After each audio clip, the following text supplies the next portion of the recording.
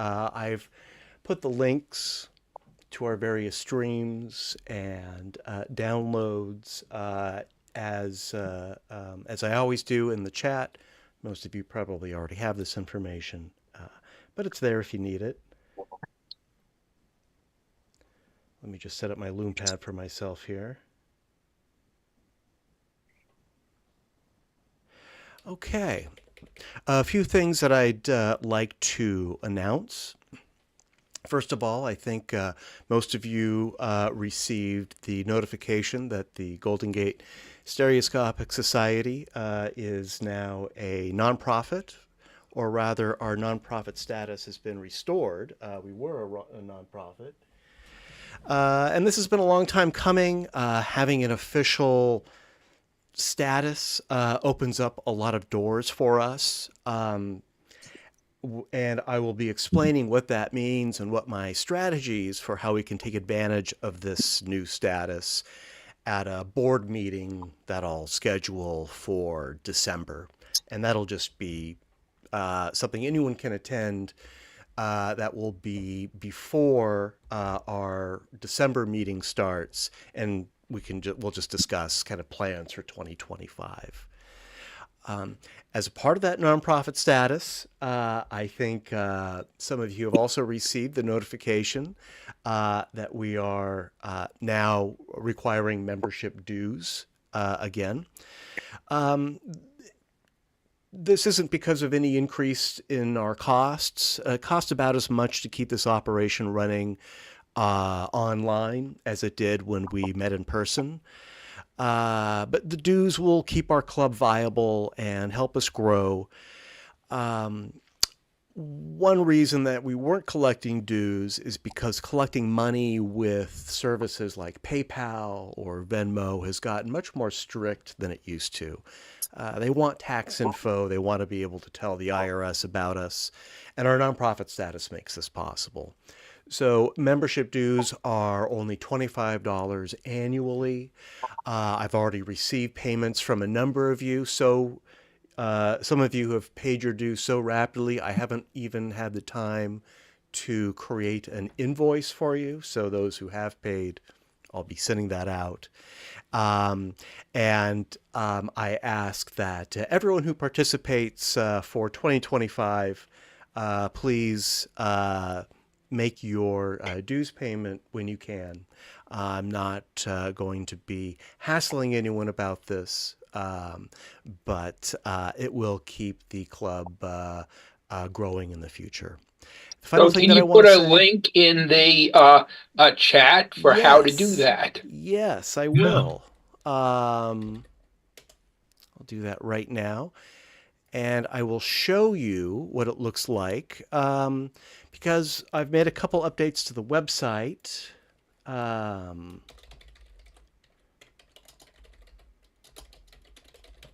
First of all, in the chat, I've just put the link to the page where you can pay your membership dues. As a part of this whole project, I have cleaned up the website a little bit. As we were adding various streams and downloads and different ways to view our slideshows, I was just sort of adding all that information on the homepage, and the homepage sort of got dense and not very clear. So I've moved things around. We have a mascot now. Our next meeting information is in the sidebar on all the pages. And all of the links to the streams and the downloads and the poll are now on a separate page, as well as a link to the Zoom.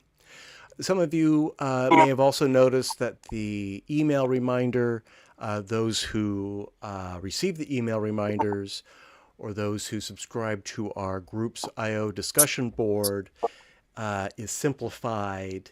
I had to pull out the links because those emails were being flagged as spam. I guess if you put too many links in an email, the chances of it actually being delivered are greatly diminished. Hmm. So that's the reason behind that. We also have our memberships and donations page. This is the link that I put in the chat, and you can pay with PayPal or Venmo, as we always have done. That's actually nothing new. And there's a little bit of information here for those who are new members. Nothing else has really changed. That looks great. Oh, thank you. Yes. I also plan to do some more social media advertising promotions for our club, and I wanted to make sure that the website wasn't too baffling for anyone who might want to stop by. I just joined up. I've just paid, by the way. Oh, thank you. Yes. So you can't yell at me now. I had no. Sure we can. Oh, now you're one of us. Now, did you One pay of that you in- guys now. Did you pay that in Canadian dollars? Am I going to have to Yeah. pay Canadian taxes on that? Yeah, Canadian money. Well, thank you very much. That's excellent. And those are the announcements I had. A lot's going on, and things are looking up for 2025. Can you believe this is already November? We've got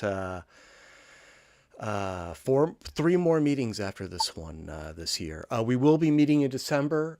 Traditionally, we have not met in December. We've had a banquet, but last year we sort of changed things up since we're meeting online. Why not? So yeah, we will have our normal meetings in December, and I'll be announcing those. That's enough for me. Before we jump into the slideshow, does anyone have anything else they'd like to share? I've missed a couple of things. So how did the get together go? Well, the get together was a lot of fun. We had a couple of us turned out, and we had a loom pad, and I thought that the location worked out really well, and I will try to have another get together probably the first or second weekend in December for anyone and everyone who that works for. All right. Let's see. A couple of us were there. Does anyone else have anything to share about the get together? Gosh, how many weeks ago was that? 3-4 weeks ago now? Well, it's nice. It was a long time since we had any kind of get together. It was way too long. Yeah.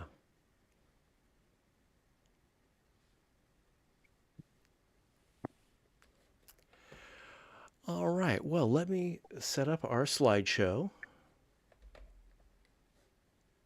Still waiting for Oleg. I'll call him, but first let me set this up.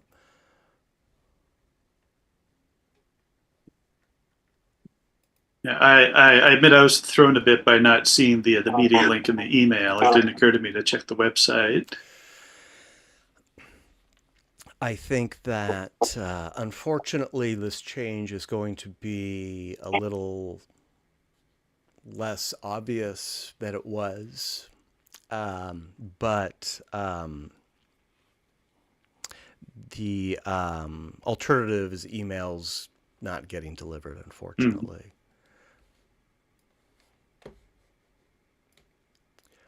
I might sign up with a service like MailChimp or something that can actually handle that kind of email, but that's a little too technical for now. Let's look at some photos. And our first batch tonight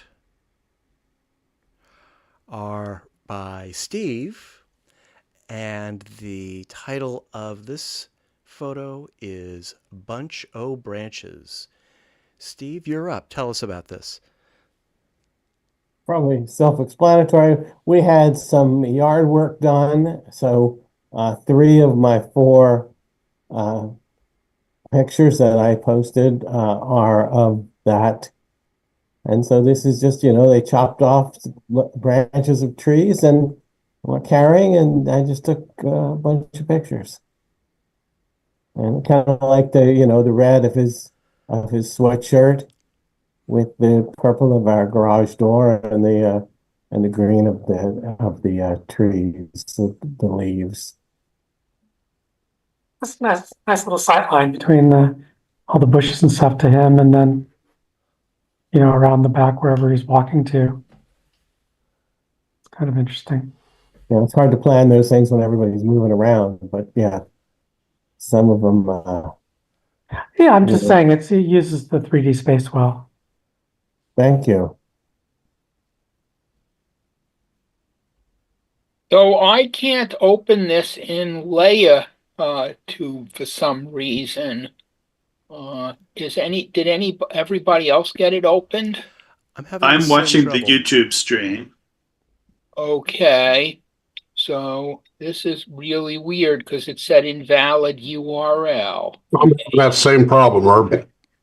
Okay, well then, at least I'm glad that I have a little company because then I know I'm not screwing something up. Or at least we're both screwing the same thing up. Herb, Well, I am I'm just also. watching the Zoom link, which seems to always work.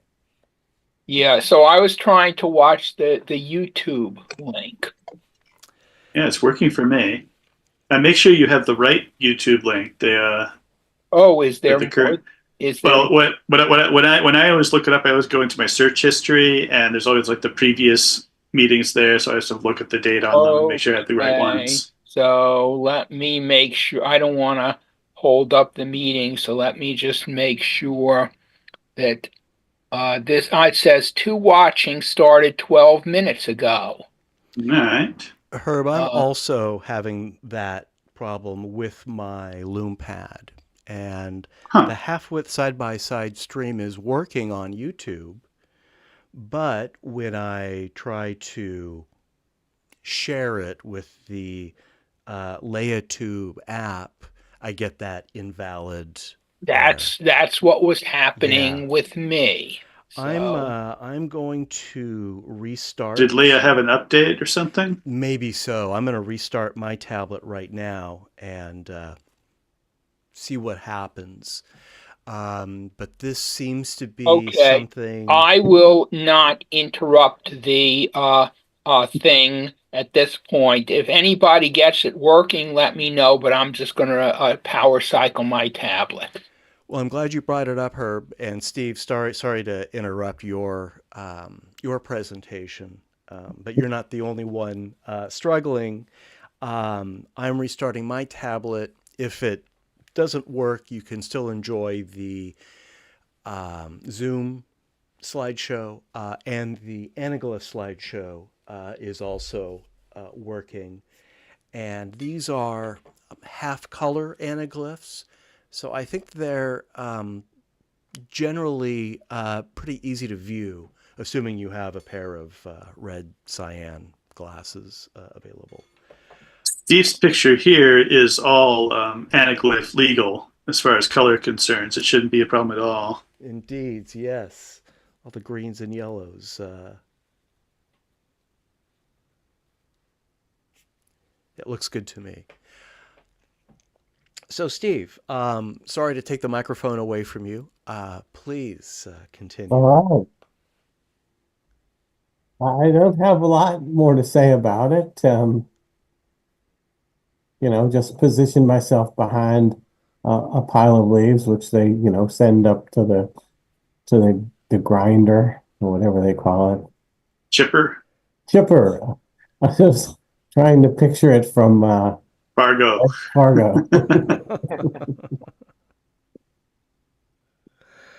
All right. Well, thank you, Steve. Let's move on to your next entry, which is Colorful Mexico.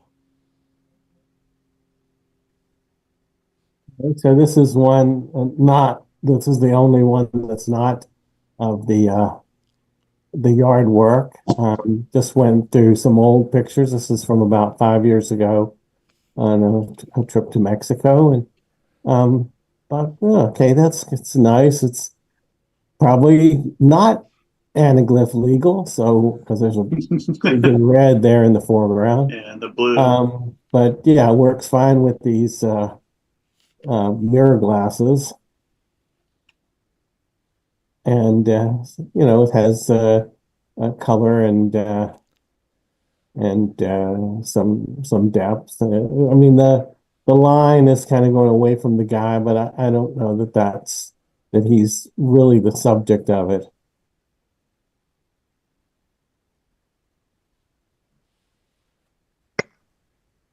I like that you have the multiple lines of pennant flags. Yeah, I kind of like that just for the depth. But yeah. A little extreme on the separation. I don't know if there's probably nothing to be done about that. Yeah, I mean, when I took it out of the W3, the foreground flags were coming past the window, and I pushed them back, and in Stereo Photo Maker, and that's pretty much all I did. I don't think I did any cropping. I probably made the blacks a little darker. I do that a lot.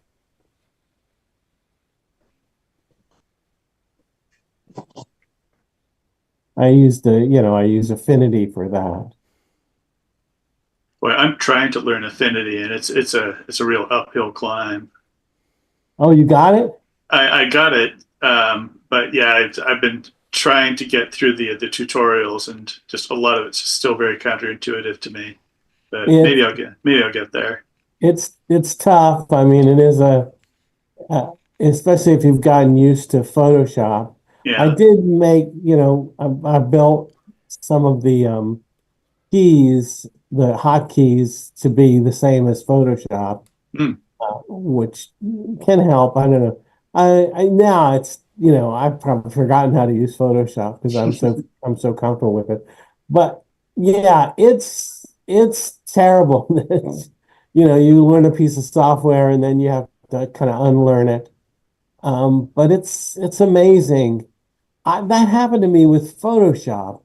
I sat down with Photoshop the first time, and I think I just got a demo version, and I had used something else. I think Corel. I'd used a Corel drawing program, and I went, "Oh man, there's no way I'm going to be able to do anything with this." And then I finally just said, "Well, everybody uses Photoshop. I got to learn it." And then, within a few weeks, it was no problem. And I think it's that way with everything. Same thing with Maya. First time I sat down with Maya, I went, "Oh my God, I'll never get this." And then it's like, oh, it gets, every day it gets easier. Yeah. It takes, what is the rule? Some 10,000 hours. 50,000 hours or something. Yeah. Yeah, I think with software it takes about a year. I know that's horrifying. But I don't think it needs to be as hard as it is. Within a month, you can, get stuff done. That first month is a nightmare because everything is wrong. But it's just get over that, and I love it. I mean, I really love the fact that I'm not paying a subscription. I'll keep plugging. I'm glad to help you in any way I can. Yeah, I might be asking you for some tips. You are the Affinity evangelizer, Steve. Thank you, Steve. Very nice. Let's look at your third submission for the evening. Dangerous work.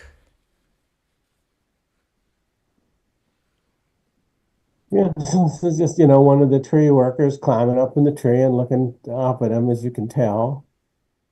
And again, it's pretty straightforward. I find it fascinating. They use these hooks, these ropes and things to secure themselves. This one's terrific, Steve. Oh, thank you. Yeah.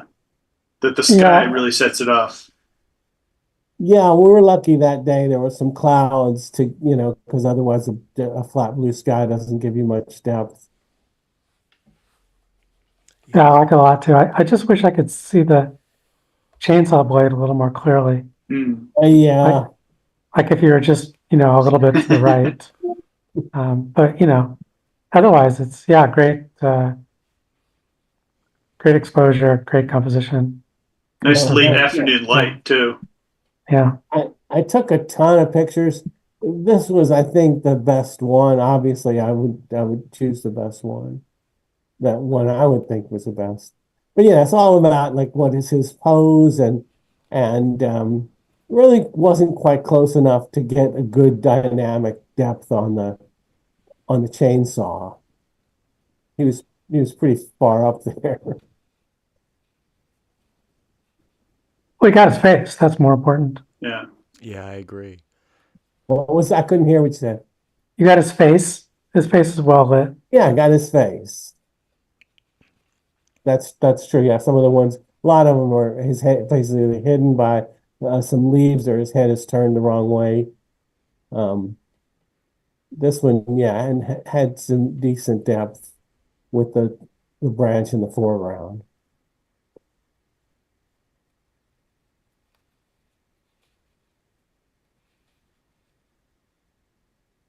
Excellent. Thank you, Steve. And here's another one from the series.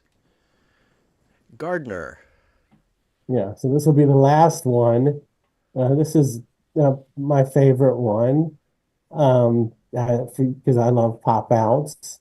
So this was I remember I had taken a pose picture like this and just somebody holding a tool out towards me, and it just didn't have any dynamism. It just wasn't good. I think because it was so staged.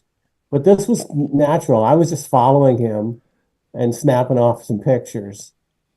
And this one just things were at the right angle and everything. So, and again, I think it's just really fortunate that they had these really colorful. They all had the company, the tree company uniform.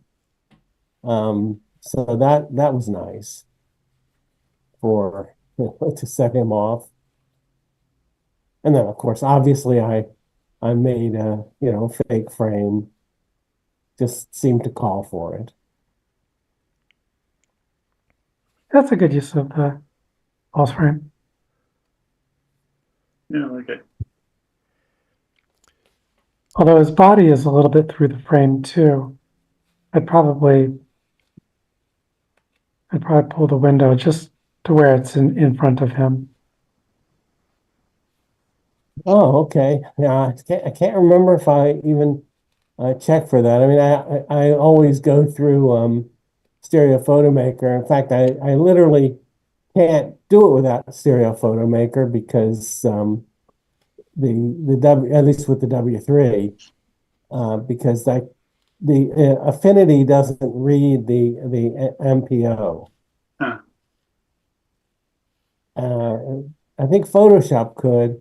Although Photoshop was weird, when I loaded it, it would come out as Anaglyph. Yeah. So I still had to use Stereo Photo Maker. Affinity doesn't recognize it. So I don't know if that's a plus for Photoshop. But like I said, from the beginning, Affinity is not necessarily better than Photoshop. It's much cheaper. There's about a half a dozen things I think it does better than Photoshop. But yeah, it's just I don't like the subscription thing. Well, MPOs. Go ahead, Tor. My late lamented edition of Photoshop would open MPOs as layers, just atop, just two different layers for the left and the right. Yeah, I remember there was a version of Photoshop that would do that. And I like that. But then, I never want to give up a new version because there's always a lot of great new tools that you have to give up to get some old thing. So thank goodness for Stereo Photo Maker, because that solves that problem. Yeah, MPOs Yeah, so are. in Stereo Photo Maker, you just want to use the grid feature. That'll let you see what's in front and what's behind the window. Anything in front of the window is going to look kind of weird. That's kind of a standard procedure. I load it in, and then I do an auto alignment, and then I look at it, look at the anaglyph, and figure out what I want to be at the window. So I don't remember if I did that on this one. I usually do.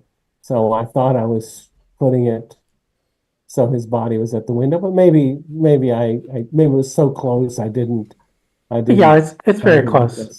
Yeah, it's only like obvious when you turn the grid on, but it's not a problem. I'm only mentioning it because these images where something is the point of it is to stick it way out through the window. I think it's good to have the other objects well behind the window. But that's just my preference. Yeah, well, this one obviously has a lot of coming past the window, but that's the whole reason for it. Yeah, yeah. So, Steve, if you are saying that you didn't do a horizontal adjustment to this, then I'd say you were standing in pretty much the exact right location to frame this correctly and get that through the window effect without having everything in front of the window. I can't remember the steps that I did. I always do an auto alignment in Stereo Photo Maker. And I usually hit Control K. I don't exactly remember what the name of that tool is, but that's the one that gives you an anaglyph picture where you can see the left and right over top of each other. And then I shift it so that, and I usually wear the anaglyph glasses while I'm doing that. And then I take it into Affinity to, either paint out stuff that's has some retinal rivalry, or in a lot of these cases, I've already made a preset that increases the contrast just a little tiny bit. It actually doesn't increase the contrast. What do they call it? It's a gamma adjustment. It's like the raw filter. You can go in and I find the pictures just look better when I just take a few percent of the black and make them a little darker. And it doesn't do what adding contrast does. It doesn't make the lights lighter. It just makes the darks darker. You'd say that's part of your signature style. That, yeah? that workflow. That's what it achieves. Yeah, well, it's a preset. Yeah. They do have until you won't get. It's going to take a while before you get to this, but they do have macros. You can anything that you do in it, you can record and play it back. Nice. Pretty cool. I've been using that. But yeah, don't try that now. No, it's too advanced. Yeah, take it a little at a time. Well, thank you, Steve. Thank you for the great photos. Yeah. Thank you for the your affinity towards affinity. Yeah, and thanks for the suggestions, everybody. Of course, much appreciated. Melinda, we have a batch by you up next, and we're going to start off with metal recycling. And tell us where you made this. Just around the corner from where we had. Of course, much appreciated. Melinda, we have got some feedback there. Yeah, someone's got to mute their YouTube. Try again, Melinda. All right, so yeah, this is just around the corner from where we had our get together when I left. I just went right past this, so I stopped and took some cha-chas through the chain link fence.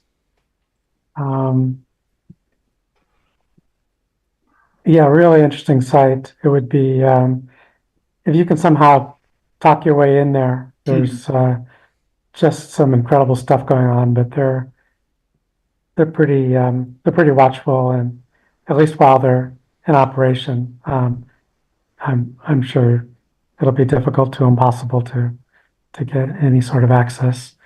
But you can see through the fence in a couple of places, so it's worth taking a peek. It's pretty fascinating. I think these cranes, I think they had probably stopped work by the time I came back. I saw it first on the way to our meeting, and it was pretty impressive with all the cranes just flying around. And then on the way back, I think they were shut down. So it was pretty easy cha-cha. Yeah, great result. Yeah, thanks. It's yeah, I was pretty pleased with that too. Excuse me, this is Oleg. Can Hey, you hear Oleg. me? Can hear Yes. you loud and Yes, clear. hi, Oleg. Okay, good.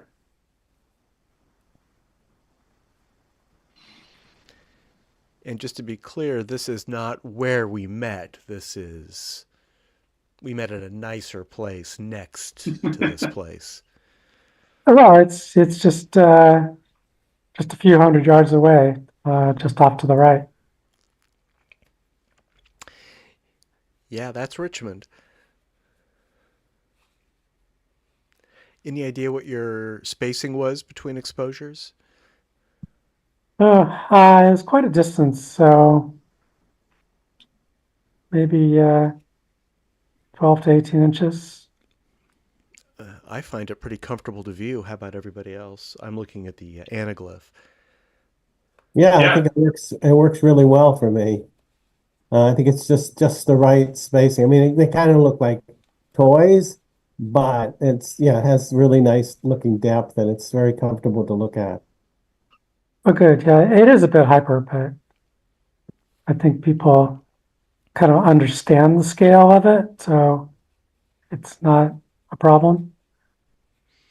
I think when people say it looks like a toy, it's when it's a high angle and it feels like you're looking down at a tabletop. And here we're low enough to the ground that I think the cues are there for the actual scale.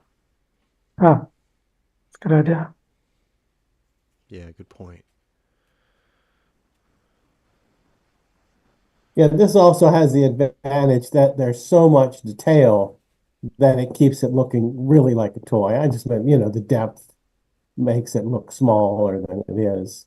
But yeah, it doesn't really look like toys because it's worn in a way that only a real machine would be. It doesn't, toys would get worn out differently. And yeah, Tor's right. You want to make something look like a toy, do it from a high angle.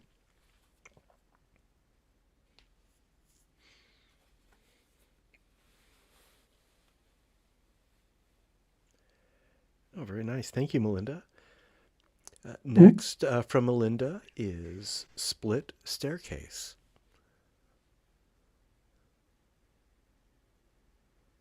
So yeah, this is in my neighborhood, just out for a walk, of course, and kind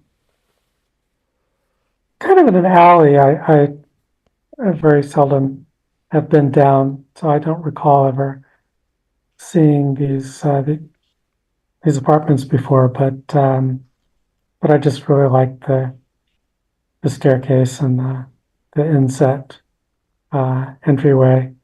It's very kind of clever and picturesque, and maybe I've never seen it before because it had an empty parking spot in front this time. there's a lot of pictures I'd love to take if I could just get the damn cars to move for a little bit. But this time I was there, and so yeah, it's nothing spectacular, but I think it's fun. It's a neat subject. It almost looks like a mirror shot. Yeah, I went for the full symmetric composition. Usually not a good idea, but I don't know. It just seemed right. Yeah, Just wonder how many. I really like this composition, kind of like Wes Anderson. One of the things I find fascinating, and I've seen this a few times, a picture that could work. I'm looking at side by side. I think this is the only way this works, is that it could work as a single picture, if you know what I mean. The side by side. The side by side Yeah. version. Oh yeah. Well, look at how the window matches up. I'm looking at Yeah, the. Oh, that's a good point. Infinity picture, one that you could just keep adding to the right. It's so close. One of those I don't know. Scooby-Doo I think hallways. somebody else had a picture like that a few months ago, and it started me thinking about how could you do that, make a picture a side by side where you don't know where the seam is. Mm. Yeah, that's an interesting idea. If I could force that seam to fit, I I would don't think I it'd would be do that that. hard. Oh, I'm not going to try, but please show me that I'm wrong. I might tackle that. That'd be great. I'd appreciate that. All right. Yeah, it I wouldn't don't know take. how to get the picture because I don't download them. Are they downloadable, Matt? They are downloadable, yeah. You'll find the download link in the chat if you want to get them. The downloads are a zip file of all the photos from the slideshow. But you can grab that and pick what you want and toss the rest. I can get you the higher res version if you want. Sure, may as well. Yeah. Yeah, just remind me if I forget. Okay.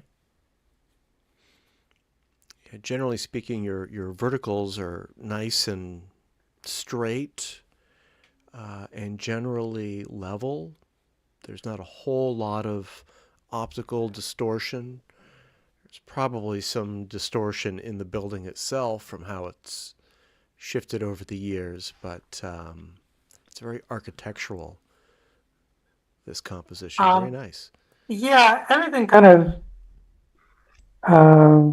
followed from the choice of making it symmetric. So I kind of put more attention into the verticals and things. It was, I don't know the term for it, but the top of the top of the frame was I think a bit further away or closer. I don't know.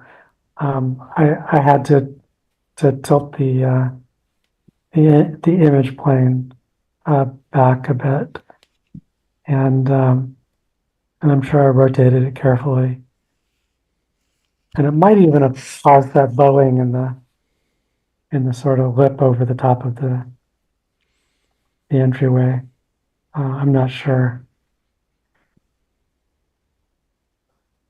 Yeah, it's hard And there to was see. a little bit of some annoying garbage along the top edge that I had to clone out. But that's about all. You just had to wait for the cars to leave. Yeah, I just got lucky. I don't think I would have noticed at all if that hadn't been the case. Is it usually an ambulance in front? I'm just imagining all of the broken ankles on those steps. I mean, it's got the handrails Yeah. where you need them, so I don't know. It looks pretty safe to me, but who knows? Probably not ADA compliant, but No. Okay, I can report now on the loom pad. yes. Herb, what have you learned? There is an update to LayaTube, but it evidently had a great deal of problem downloading it because it showed an update, and I hit on the update, and it instantly indicated that it was done updating, which of course meant that it didn't really do anything.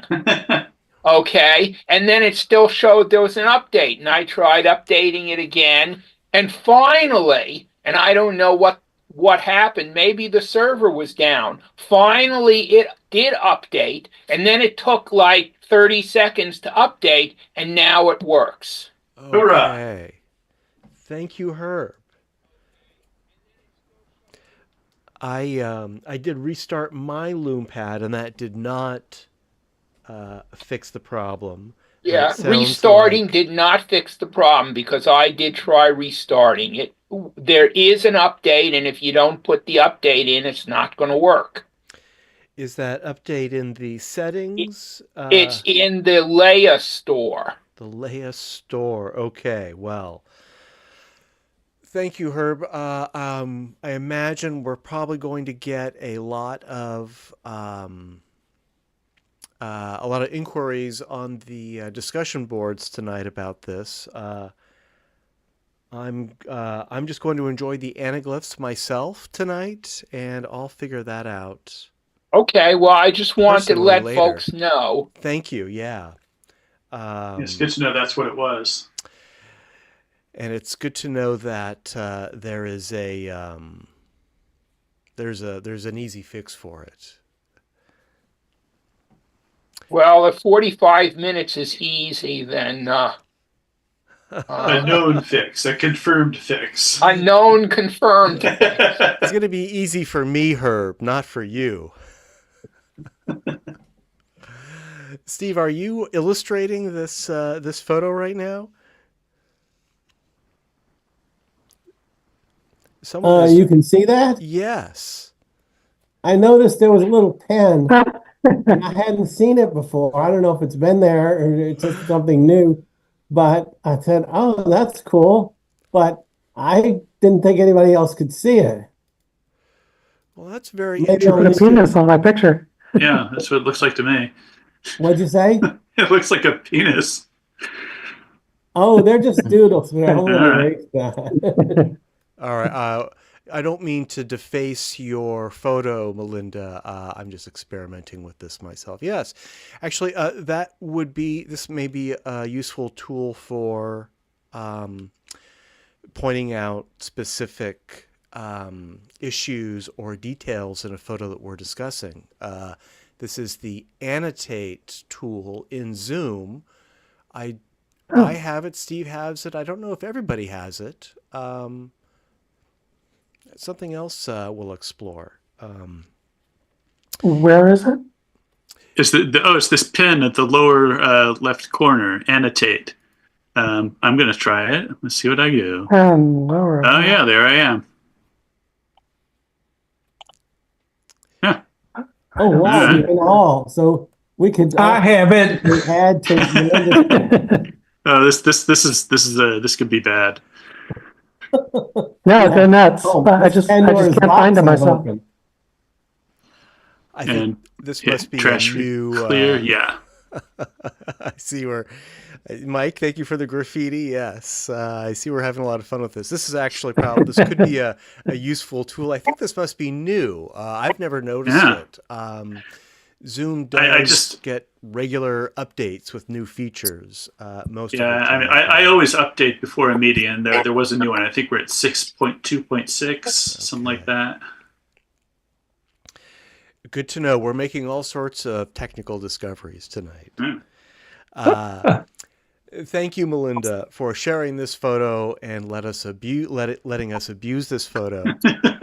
I'm going to move Sure, on to the, I just wish I had the feature myself. I don't seem to have it yet. You'll find it. It's probably in the Zoom toolbar, which may be hidden for you right now. It's one of Or those. you might have the previous version. You might not have the latest update. I have a toolbar at the bottom, yeah, but hopefully it's just the. Oh wait, it's not on the bar. It's on. Oh, it's on the side. Okay, I see it now. Ooh. All right. All right. Thanks a lot. You got it. Let's. This is going to make a very interesting recording for our YouTube visitors. Well, it's not. Well, it's not showing up on the YouTube at all. So yeah, it's all going to be mystifying. That's right. They're not going to know what we're talking about. For our YouTube guests, we're busily scribbling over the photos in the Zoom shared slideshow. But I'll put an end to that now, and let's move on to Melinda's next photo, which is called tenting. Oh, and I see the scribbles are still there. I was wondering about that. How do I delete? It's the trash can icon in the toolbar to clear them. Clear all drawings. There we go. Okay.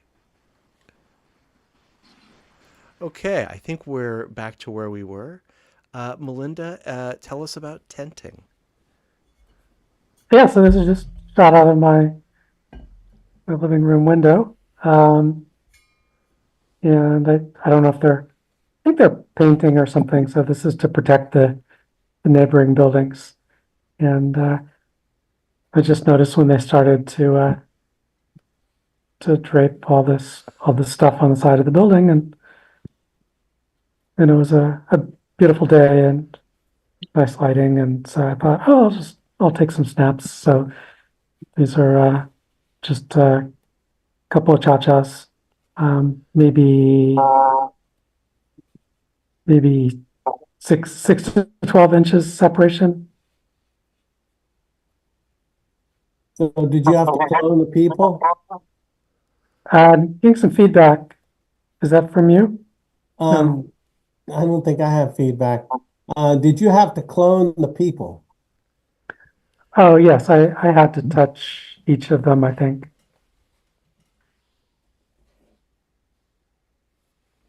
It wasn't a lot of work. I mean, it was work. I had to do a little bit. Yeah, well, you did it well, because I couldn't detect. I was about to ask you how you took this picture, because I knew it wasn't with your phone. Yeah. Actually, I think it was my phone, but it was Cha-Cha. Yeah, probably the most interesting part is the that sort of triangle where the guy is holding onto it. He had moved enough that when I cloned him over, I wanted I wanted that part to be sort of correctly folded over the edge of the building. So I selected just that triangle and used the skew transform. And it was hard to be accurate, but it definitely did the right transform. That's about the only interesting part of the cloning work. And I don't think I had to clone or really touch anything besides the guys and their stuff. Oh, the clouds moved a fair amount, so I had to clone them too. Yeah, it looks pretty flawless to me. Well, thank you. I don't know. I always expect to see birds in some of your shots here. Like, You're going to see birds in just a minute.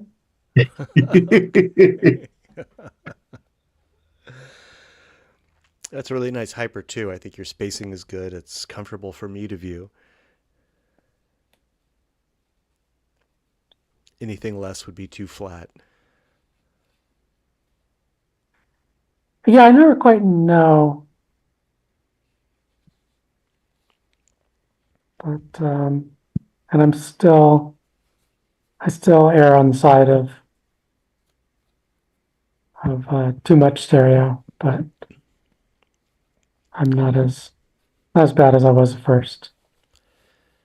Well, there are calculations that you can use if you know the distance between you and your subject.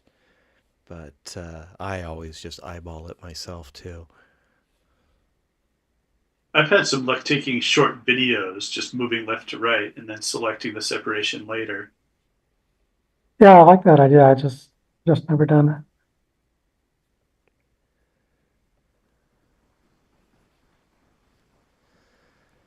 Yeah, very nice. And you said something about birds. Let's see. Oh, here we go.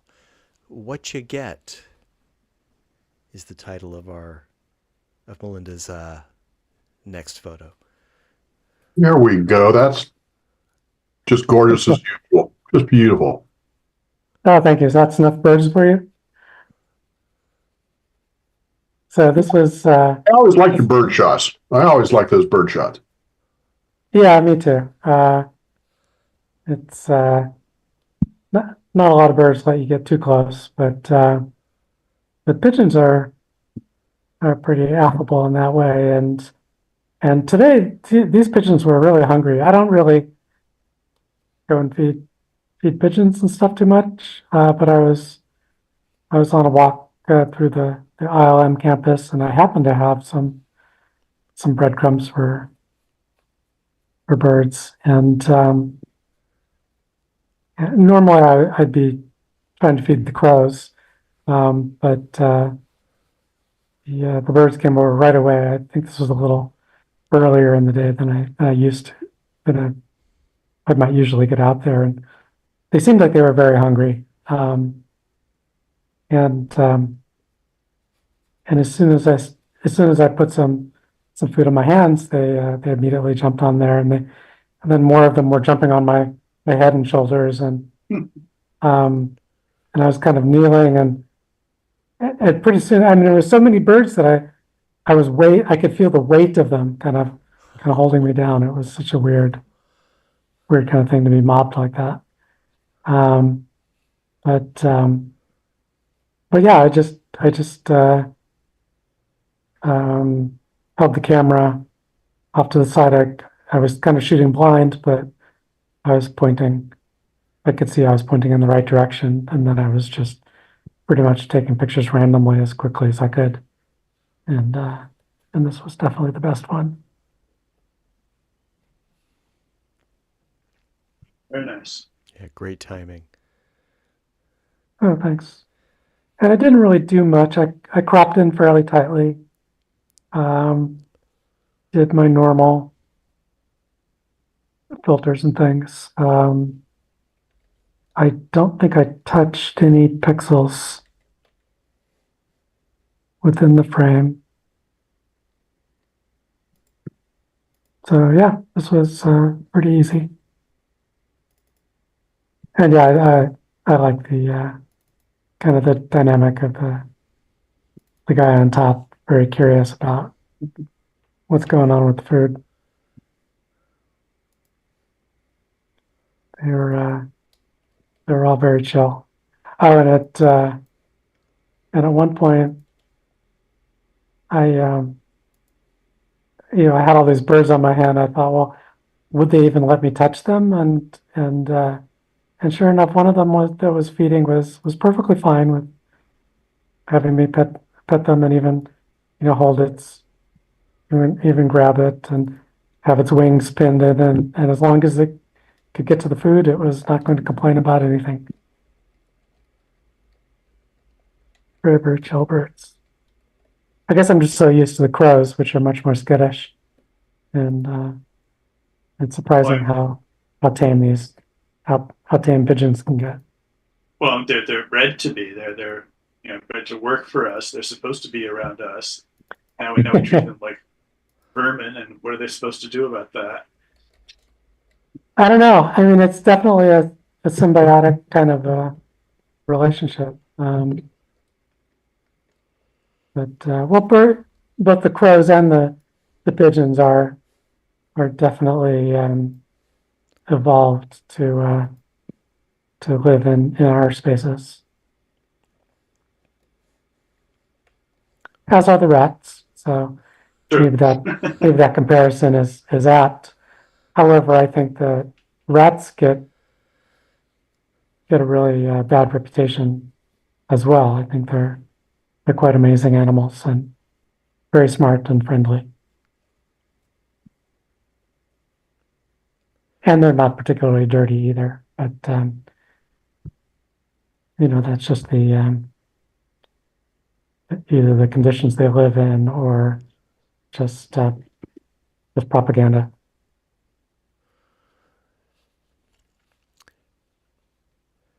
Well, thank Because you. like people don't mind doves, right? And doves are the same thing as pigeons.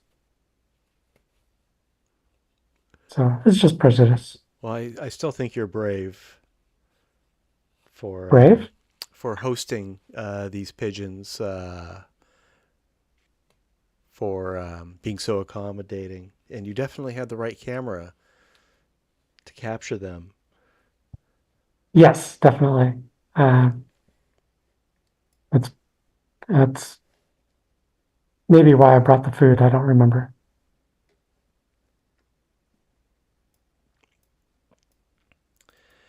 And Melinda, I also wanted to say congratulations for your 2 acceptances in the 76th Lighthouse International Exhibition of Stereo Photography. I saw Oh, thank your you. Jerry Yeah. and your Sam portraits in that catalog. Well done. Yeah, thank you. I guess they like portraits. Yeah, I don't think they get very many of them. Um, Oh, they yeah. I definitely don't know stand out. anything about their or what that community is like. Well, it's an achievement. No, thank you. I appreciate that. Yeah, they were very, closely scrutinized by the judges. They had plenty to select from. So keep it up. Yeah. Yeah, I see Jack posthumously also had 2 acceptances, and one of those was an honorable mention. But moving on. Thank you, Melinda. Hmm? That was a great batch of photos. Oleg, how you doing? Are you with us? Yeah, There I you are. finally got on. I couldn't find the link to your Zoom meeting. Yeah, sorry about that, Oleg. I spent the first part of the meeting explaining that I moved the link to the meeting on the website. So it was kind of a catch-22. You had to find it to find out that it had moved. But I'm glad you found it. And it'll stay that way for a while at least. The idea, of course, is to make things easier. Sounds like I made things a little harder for you, but I'm glad you made it. And we'll start off with Business Park illuminated by setting sun. This was particularly good light that afternoon. That took about a dozen pictures, and they're all beautiful. The colors just stood out. Yeah, one little bush making a huge long shadow. That's beautiful. And I love that bright water too. That electric blue. Yeah, I matched the color to the sky.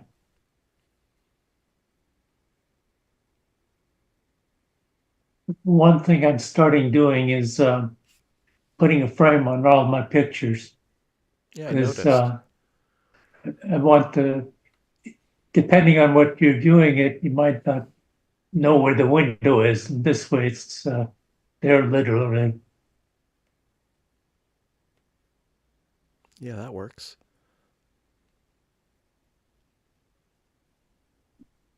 Yeah, and frames add an extra 3D element to the scene. So I think it helps with simpler images.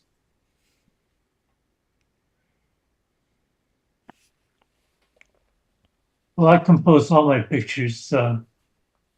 Like on this one, I put the bottom at the window.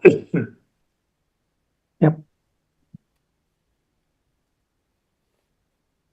I started copying that a long time ago. I like that. Does anybody know if you can change colors? I did this in, manually, but on Stereo Photo Maker, there is that tool, but I don't know if you can.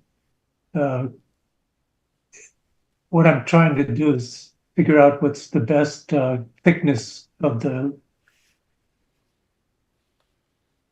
but and what color to use. Well, I think your color choices are fine. I like what you do with the color. The Stereo Photo Maker's border tools are pretty good. And as far as width goes, I've just been using well, I used 4 pixels for a long time. Now I'm using maybe 5 or 6 or something, but I'm still using a pretty thin border. I don't like it when people use like super thick borders. This one is fine, but I wouldn't go any thicker than this. This is, I believe, 50 pixels. 50. I mean, oh, that's probably on your original high res, right? Oh, yeah. Yeah. So I don't know how to, I don't know what that comes to on this image. Well, I can find out. Hang on. Like, And does anyone know, is there a way to set the border width and the border color in Stereo Photo Maker? yes. So just what is it? Alt B? No. Hang on just a moment. Sure. Yeah, Alt B will bring up the border tool. Yeah, you can just click the color button and Oh, there we you go. get the color picker. You can make an inside border and an outside border and turn them on and off independently. You can use a different width for the display that you use to view and compose, and a different one for when you go to save it. And it's a little tricky switching back and forth between saving and viewing, because you normally want to make a couple of different changes. So it's a little time consuming to do that, but it's worth fooling around with. Okay. What's the name of that tool? I can't hear you very well through your microphone. Charles, The tool is what? it's just the border tool. So It's called border. yeah, so Alt B will bring up the border tool.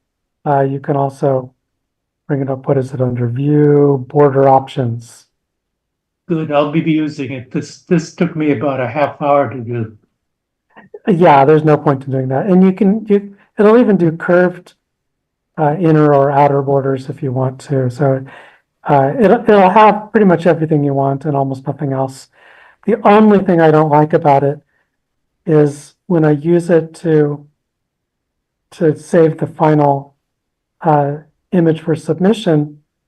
I want it to be at 1080 pixels high, but if it has a border, then it will add the border to whatever numbers you entered, so it ends up bigger than 1080. So I have to just mentally subtract. So it looks like your borders here are like 15 pixels. No, So 25, 50, and 100 is what I've been using. I'm saying in the image that you submitted, so the image you submitted is 1080 high. So about 30 pixels of that is used up for the border. So if you use the border tool and you enter 1080, then you'd end up with 1080 plus an extra 30 for the top and bottom borders. So you just have to do the math in your head.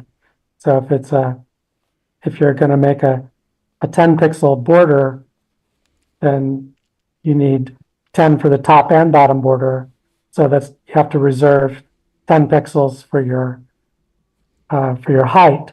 So instead of saving it as 1920 by 1080, you save it by what would that be? 1060. And then it'll add the extra 20 pixels, which will make it exactly 1080.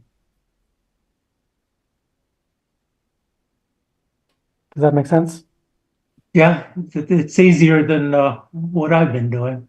Oh yeah. You just have to do a little arithmetic, but it's not bad. Fool around with it. I think you'll like it a lot.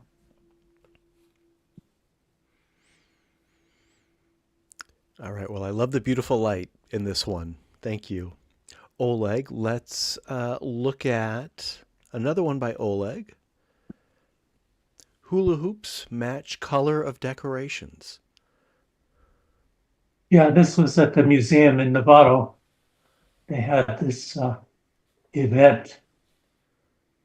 And I liked the hula hoops because they're the color of the, whatever you call it, rainbow that they put. That rainbow goes all around this park.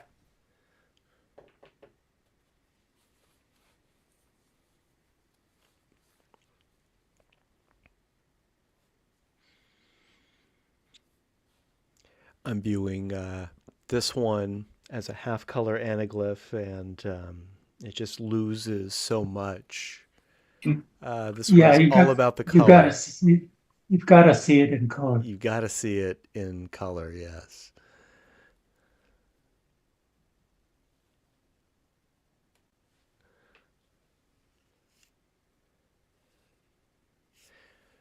It's great how you've got the light catching those bands. What is it that makes up this decoration? I don't understand. Are they cloth? Are they? I think it's cloth.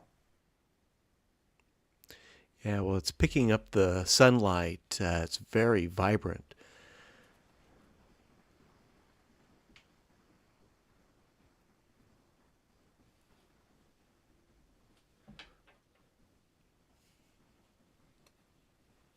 Took lots of pictures, and this one you don't have control what the people are doing. I like that you've got some far distance behind the people in the foreground.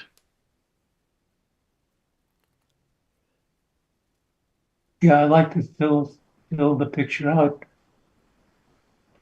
This looks a little hyper. What's the separation between the lenses? 6 inches, Yeah, okay, thanks. but it's a super wide angle lens, so that sort of compensates. Yeah, no, it's very effective. Especially the color, but not the depth also.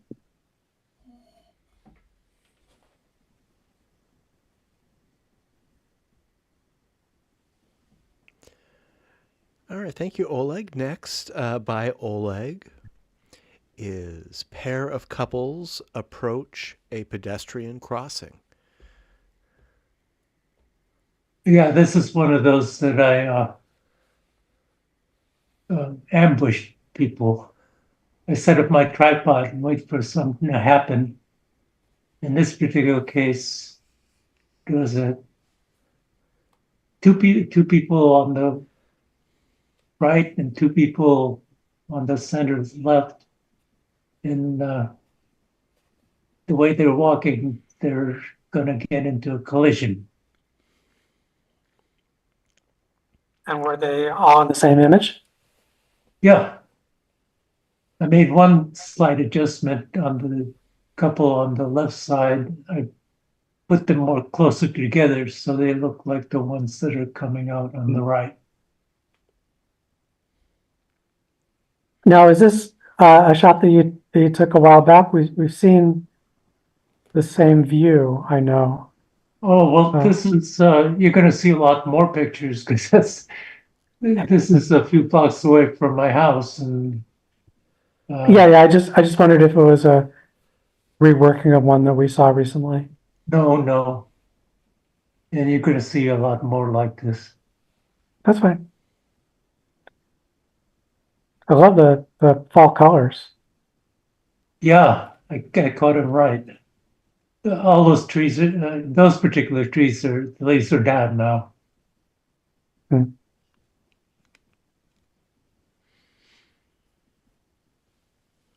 It looks like the couples are going to converge right at that intersection, right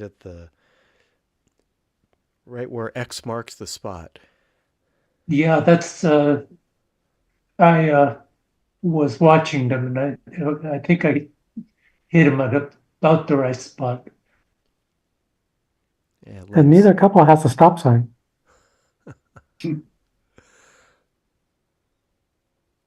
It does lend some tension to this photo.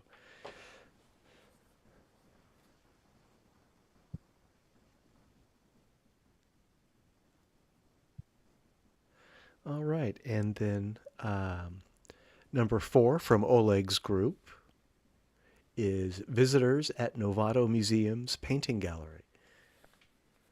Yeah, this was the first picture was outside, and this is the inside at the museum in Novato.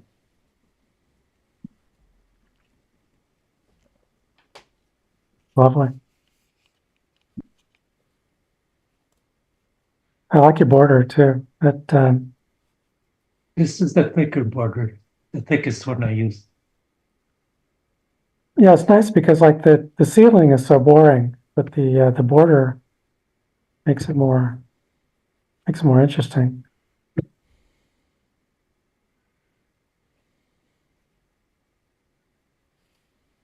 Yeah, I'd say the border helps.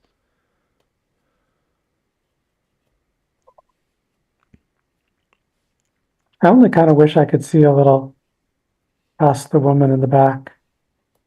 A little what?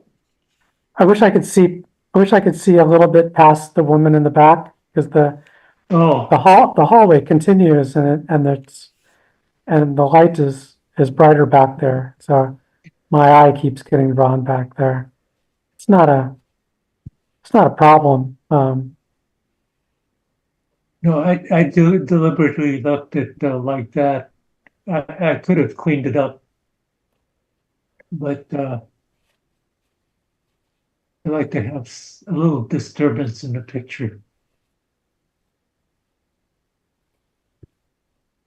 What's your philosophy about that? It sounds like you have an interesting idea. I didn't understand that. Or what's your thinking behind having a disturbance in your image? It sounds like an interesting idea.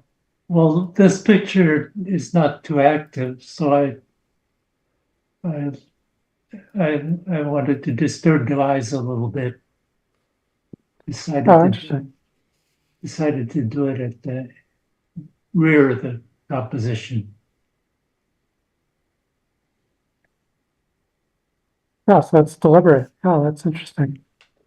I could take it out easily and it'll just look normal.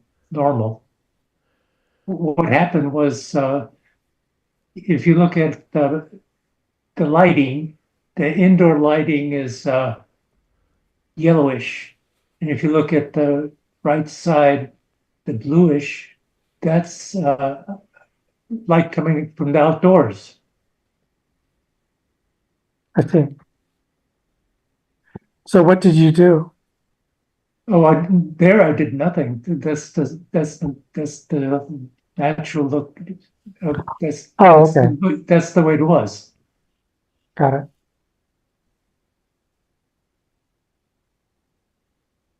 Yeah, it's interesting. Yeah, I'd stick with your creative decision. Very interesting approach. Single point perspective, both on the ground and the ceiling and the sides, at least the right side.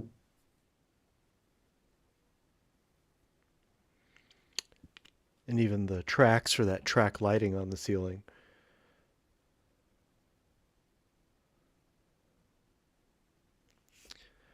All right, thank you, Oleg. That was Oleg's open group for tonight.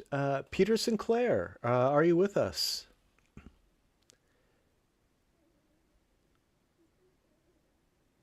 Peter, I think you're muted.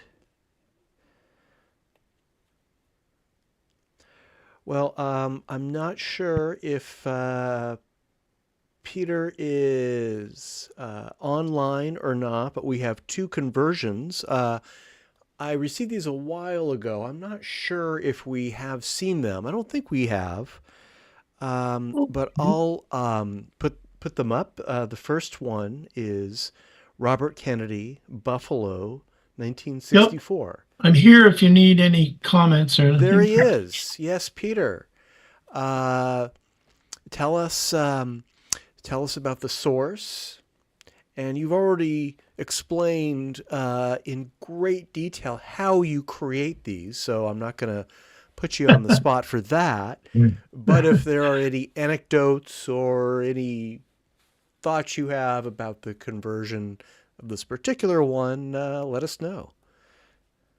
I just captioned this as, "Oh my God, I pulled the wrong levers." But that's the 1960 campaign, and it's Bobby Kennedy campaigning for his brother. And it's just a nice picture of the misery of campaigning, I suppose. Yeah, I've never seen this one. And I just got the image from the internet somewhere. I don't remember where. Probably through Buffalo, because I was doing a few pictures of Buffalo. It looked like the original he's was. crying. Oh, go ahead. I was just gonna make a joke. Maybe he's crying because his arm is broken. Oh, Looks like his arm is bent. oh, Just I'm two afraid I elbows. didn't get the joke. Yeah.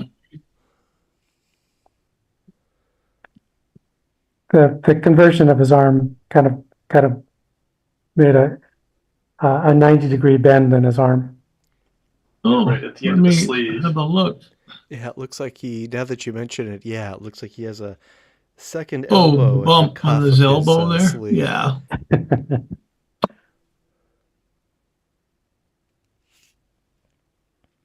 So that's all on that one. I'm not sure what people reach out for. I guess that he'll shake their hand or something, I guess. Now they hold up their phone and take a picture. Yeah, now it's It phones. will last longer. They don't want to hold up their speed graphic.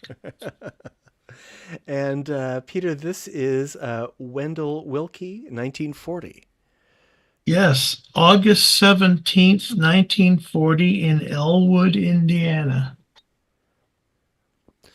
That's a really there's a- nice high resolution photo. Did you get this from like a service or something? I think I topazed it up, I think, from maybe 2000, just to get a decent detail in it. And there's about 6 or 7 pictures taken from the car in front. And it was claimed that these are the best campaign pictures ever taken. Life magazine said that. Certainly looks almost posed like a movie or something. And he ran against Roosevelt and died only 4 years later of a heart attack. Well, the conversion did a great job on the individual people in these crowds. That's not something I would want to convert by hand. Well, luckily, the AI is quite good on crowds. It's when there's gaps to the background that it sort of wobbles and wiggles. Yeah, The one I had a bit of trouble with was the guy on the right fender with sort of a hat looking away from Wilkie, with a cop looking beside him there. That needed quite a bit of fixing there. And it still doesn't look great, but it's acceptable. Yeah, his head's a little bit back. But it's such a busy photo. It's doesn't necessarily stand out. Nice. It's funny. It's funny. You can see the left eye is closer to the original picture. On the right eye, they ran out of crowd behind him. There's this blank space. Kind of funny. Yeah, sometimes I pick the deviation where sometimes whole parts of the picture are missing from the other side. Oh yeah. It works though. It's very effective. Well, it works better than the other parts, like above his arm on the right and next to his head. It created zebra stripes Yeah. instead of blank. Blank would have been much better. And In fact, all above his whole arm. If you zoom in, it's a mess. oh yeah. Don't the zoom image- in. Yeah, when you step back, it looks fine. It works good at the full resolution. But yeah, zooming in at all, there's big problems everywhere. And telephone wires are always a misery when in city scenes. Yeah, at least these wires are going straight across. If they were coming toward us, then they'd be going straight up or something. Yeah, and luckily they're way in the background too. So Now this passes the spin test. You look at it quick, and yeah, nothing really seems weird. well, that's how I do all my photos. If it doesn't look super weird, I stop fixing it. Yeah, I think it's a fair philosophy. Otherwise, you'll never stop. Especially with one Exactly. like this, you could spend a lifetime making it perfect. That's why I admire the people that can do these things perfectly virtually. I mean, looking at this longer, I'm seeing, oh yeah, Wilkie's standing in the back seat, but his legs are in the front seat. Yeah, going through the windows of the cars. Yeah. Yeah, his legs are a bit forward. Oh yeah. So I maybe could- we shouldn't spend too much time on this. We don't want to discourage Peter. Soon Yeah. we'll go through every person in the crowd. which- Right. You know, we're experts. We can tear this thing apart, but Yeah, you guys are not worth showing this stuff to. that's not what we're here for. But this one makes a great first impression. And it's meant for just because it's around election time for you guys. So that's why I did these. Indeed. Well, thank you, Peter. These were a lot of fun. It's a good that it's smoggy. That this is the good old days when cities were smog. Your But atmospheric perspective. Yeah, that really is good for this picture. In black I and had white. I had to Google where Elwood, Indiana is. It's northeast of Indianapolis. A bit.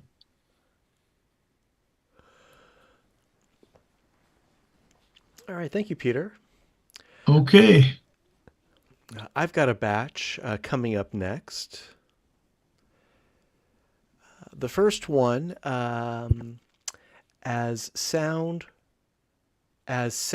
turn to noise from behind, as sounds turn to noise is the name of this statue, which is at the Embarcadero. And this one doesn't really work for me. I'd really like your feedback on this. I almost didn't enter it, but I feel like it has potential somewhere, and I really liked the light that I captured this in, so I really wanted to try to salvage it. I was going for sort of an Olay composition with different frames to look through, and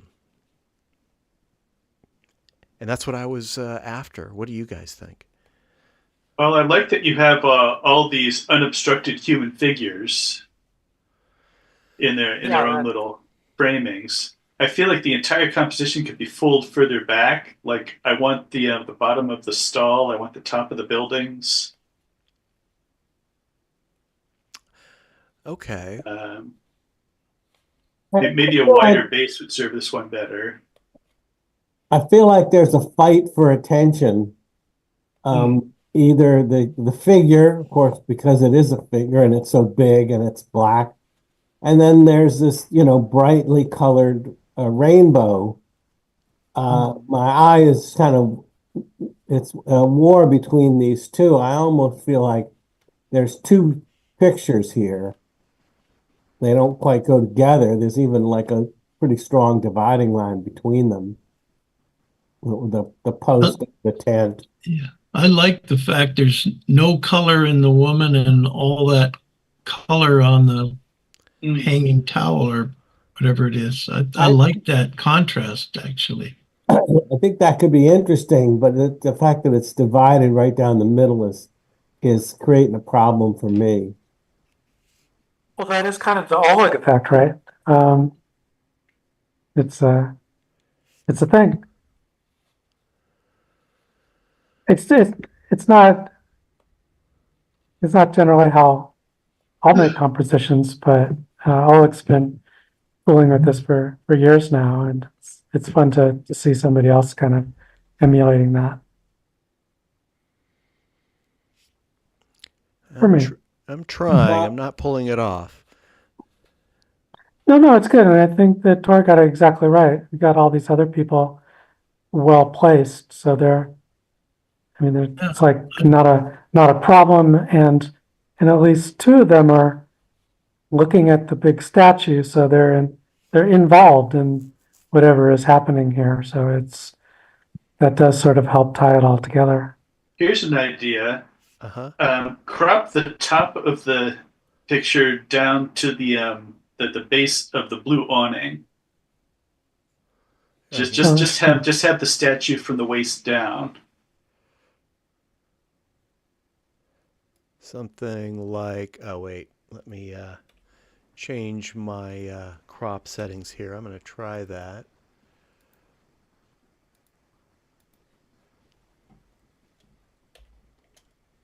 And something like, so I'm doing this on Zoom first. Mm-hmm.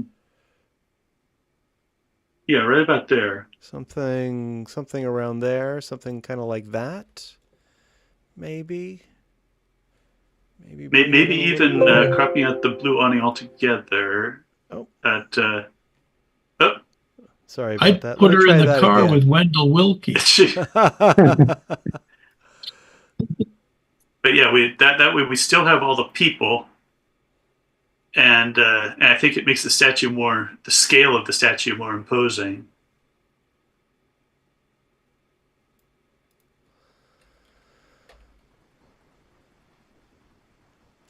It's I have an tough. alternate idea. Uh-huh. Um, keep the whole figure top to bottom, but cut out the rainbow flag. Just make it a more vertical Yeah, make it a composition. vertical design. That keeps all the people in. You could even get part of the blue part of the flag. I think that would be okay. That would probably, what you got there would probably work. We could have a special little contest for next time. Everybody can just like submit one crop of this image. That's You not a like bad that idea. better, Matt? I'm here. Let I me do like this the- on all of our streams so we can all see what we're talking about here. I I think like that does better. sell the scale better. I like that better myself. Yeah, I like it too. It's just missing one of the, It's a kill your darlings situation. yeah. Yeah, well, everybody does it. Yeah. Good both ways. I mean, you got to be ready to try it, right?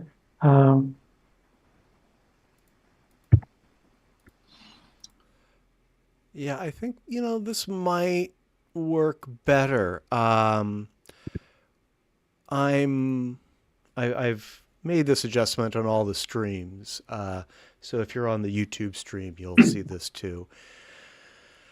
I like the vertical. I think this probably works better. I think one reason that I didn't see this possibility is because I really was kind of fixated on that colorful hanging fabric.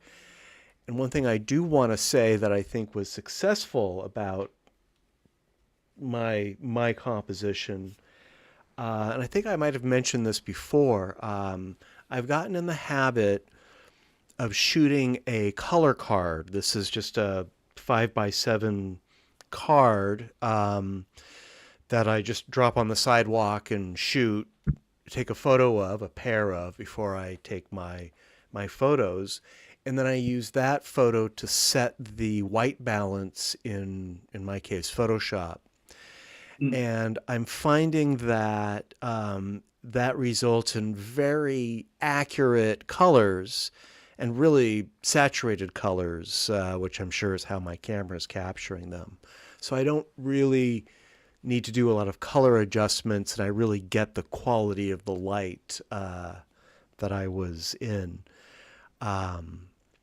So, Matt, would you clarify, are you saying that you shoot a piece of white card, or is it a colored card? And if so, how do you choose what colors are on that card?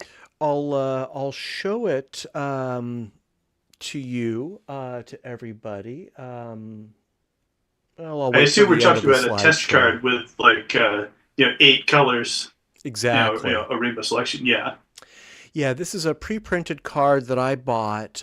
You can buy these. They're for photographers. I think I bought mine on Amazon for $1 or $2. And that's exactly what it is. The back of it is like 50% gray, and the front of it has a range of colors and as well as a white, a gray, and a black. And I should probably do a workshop. Maybe I'll do that next week and show exactly how I'm using this card. It's kind of obvious when you show how it's used. It's not so obvious just describing it. But it's an inexpensive way of getting accurate color.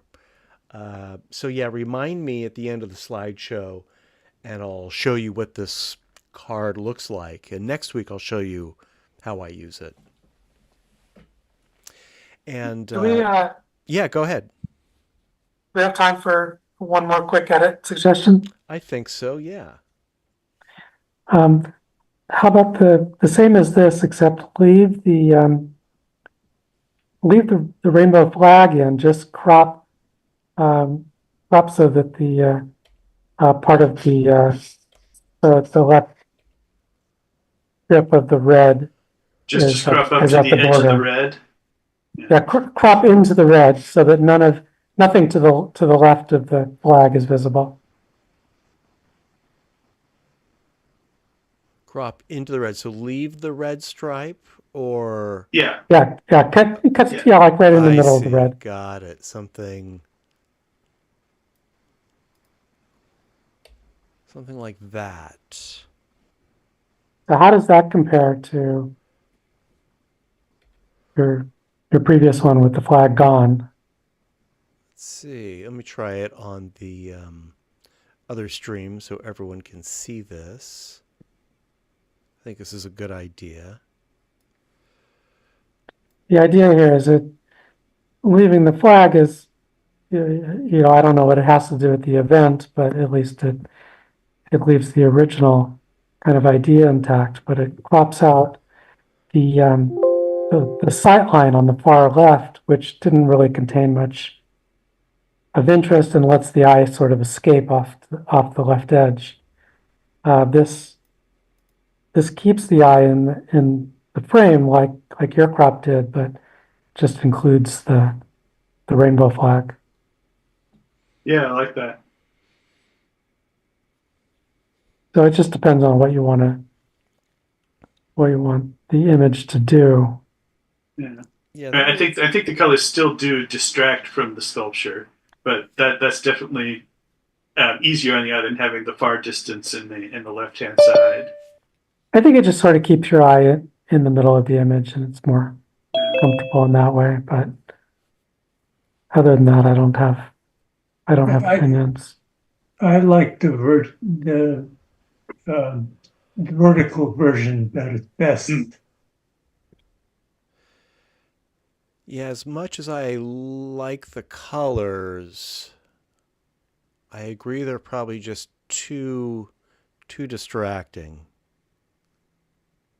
And if they're you go really- for the they're really vertical sort of treatment, part I of might another even go so far as composition. to desaturate the red and yellow. Yeah, I think less is more in this case. Yeah. I like the vertical composition suggestion, which I'm reproducing again right now. Yeah, thank you. This is great advice. I think that this will salvage this photo by taking all that out. Yeah, that's much better.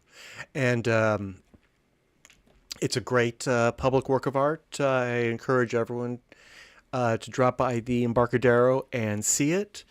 As well, the Transamerica Pyramid Redwood Grove, that public space, has new public art, and I recommend you drop by and see that. None of my stereo photos turned out of that, but it's nevertheless a great place to visit. Thank you. I am Can going to I make these add one more changes. thing? Yeah, please do. What I would do on the distant pole there with the signs, Mm-hmm.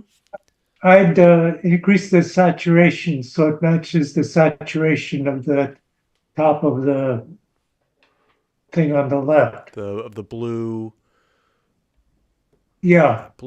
tarp. Make that blue the same, make the distant blue the same as the nearby blue. Just more saturation would do it. Yeah, right there. Those things right in there. For those on the YouTube channel, I'm just annotating the Scenic Drive sign and the green sign, bike lane sign below it. Okay, yeah, will do. Make those match. How about the man's shirt? He's wearing a blue shirt. There's all sorts of colors to match here. That, of course, is more Oleg's realm, but yeah, will do. Thank you, everyone. And welcome, Bob. Saw you came in. Yeah, we're leaving on a 2-week plus trip tomorrow, so trying to get everything packed up. I get it. Well, you came at a good time. Deciding on gear. I'll lay everything out. Everybody can help me decide which thing to take. Well, we haven't gotten to you yet, so your timing is good. Next up from me is, and I'm not going to save this edit, but well, You can reference it on the stream. Yes. Oh, there we go. Okay.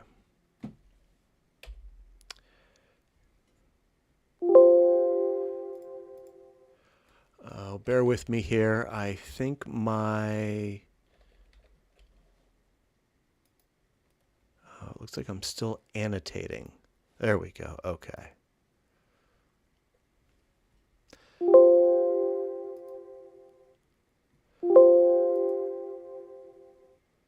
Okay. I think we're back up. Yeah, sorry about that. Bit of a technical glitch.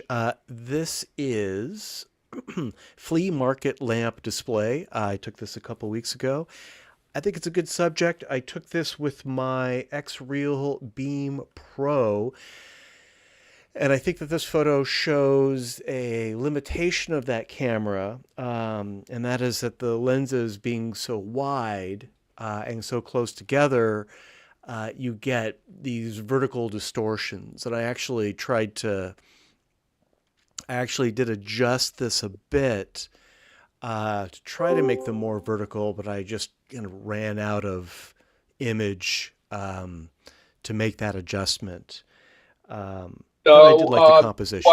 What George Stemelis suggests, and I'm not going to comment on how this would affect the composition, is that if you shoot parallel instead of tilting the camera down, which would mean you'd squat down and aim the camera perfectly horizontally, you're going to eliminate that. Now, that's obviously going to change the composition, but just a point that George made. Yes, precisely. And that's the point that I wanted to make, and I think this illustrates that. To get the best results from the X-Reel Beam Pro, you don't want to tilt it up or down. You want to keep it vertically straight and move your body up or down in order to get the composition in the frame. It's not necessarily a deal breaker. That might be the style of the composition that you're going for. In my case, I prefer my photos to be a little bit more orthographic, I think is the term. Just basically a little more straight, a little less lens distortion. But that said, I think this works, and I like the subject. What about stereo photomakers' capability to correct that distortion to a certain amount? Yeah, that would be I think the barrel distortion correction tool, which is in the easy adjustment. No, It's not the barrel, isn't it the vertical or horizontal? Right. Control. It's the vertical. Yeah. And I'm not sure what range it would work for something like this, but the barrel would account for any bulging or any lens aberration kind of thing. But this looks like it just needs to kind of straighten what they use to straighten the buildings, when you have that. Right. It will work. It will work. Yeah, I'm not sure. In this case, I guess you could bring in the sides because certain of the lamps are pretty straight up and down. No, I'm trying. The barrel correction is the one that actually seems to help. Really? Oh, yeah. But the others, the vertical control is not the one you want, definitely. But horizontal almost works. But barrel is the one that will pull this like this the lamp that's through the window, it'll pull it back a little bit. But I don't mind this at all. I mean, Yeah, I don't either. it's a wide angle lens. That's what wide angle lenses do. Everybody is familiar with them. I mean, sometimes I'll try to get my verticals straight just because people seem to like that, but I mostly don't care about that at all. Yeah, and for all we know, those lamps could have been built that way. That's right. That'd be fun to make something intentionally like that. Yeah. Yeah, it doesn't bother me at all. I think the composition is kind of nice and adds a little bit of direction toward that front lamp. Yeah, I think it looks good the way it is, except that the picture seems to maybe a little overexposed, and I'm having a little bit of difficulty with that bright white building in the background. Yeah. Probably wouldn't be too hard to grab that and darken it. Yeah, that's a good point. I probably should darken that. It is Put a just gray box over it. look. Yeah, make it into a USB plug or something. Your famous gray box. Yeah, I think you could probably darken a lot of the highlights in this. Yeah, I'll do that. It was a bright day. I don't recall if I ran this through shadow highlights. I might have skipped that for this one. So I'll do that too. Usually I shoot with my exposure set down maybe a stop, and then I like to bring it up in Photoshop to preserve details, but you don't really have that option with the X-Real Beam Pro. However, it captures plenty of data, plenty of information, so I know this would respond really well to shadow highlights if and when I run it through there. So I'll play with that too. Yeah, this was the first Sunday of October, the hottest day of the year. And I was out there on that asphalt. I don't know what I was thinking, but it was bright. The X-Real Beam Pro also, it's a computational photography device. By that I mean after you take the photo, it does its own sort of auto color, auto contrast, auto brightness pass, and gives you that. You can't really turn that off. It kind of runs it through its own Photoshop before it gives it to you. So I just kind of let it do its thing. But shadow highlights would definitely improve this. With the shadow highlights, I usually don't use the shadow at all, but the highlights I always put to 0. 0, okay. Yeah. Yeah, I think for the most part, the shadows are probably okay. You can see through them. But, yeah, the highlights that van is very hot. And his shirt is also, and I don't think he's even wearing a white shirt. Maybe it was once white. All right, yeah, great advice. Thank you. I'll give this one another pass.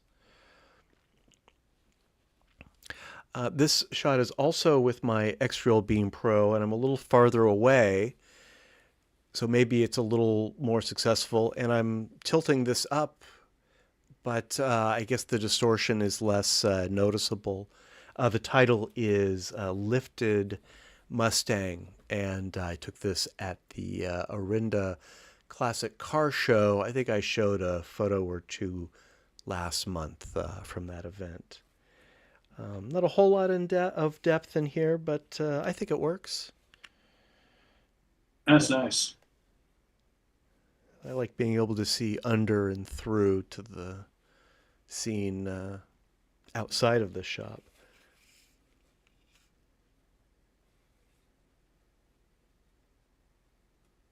I want to see more of the Bel Air on the left, but yeah.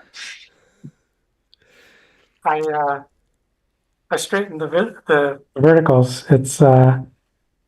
It becomes really boring. I mean, then it looks like you're standing in a garage, but I think the photo is much more dramatic and interesting. I think in this case, the wide lenses really helped. Yeah.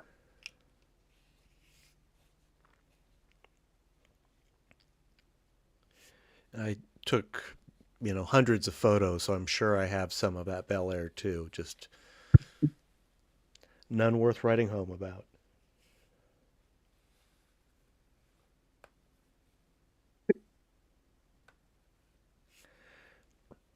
All right, and then my last photo for the evening is reflection at the Alameda Point Antiques Fair. This is the same flea market.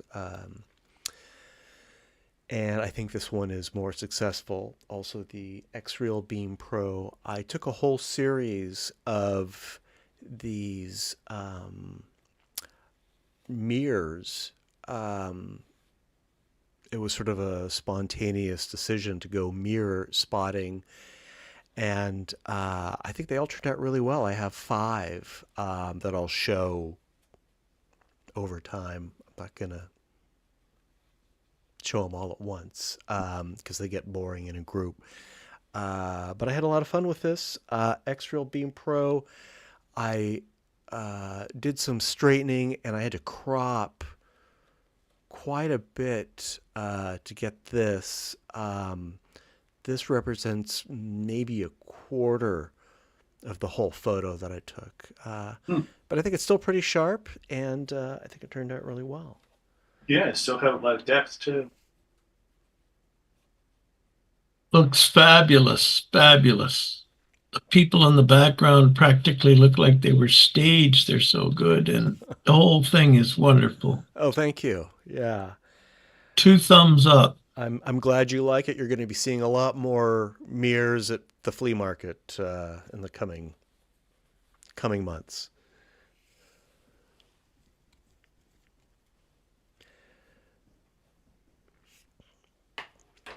I like shooting flea markets and car shows because people are generally distracted, and you can just walk right up to them and take pictures, and usually they don't even notice.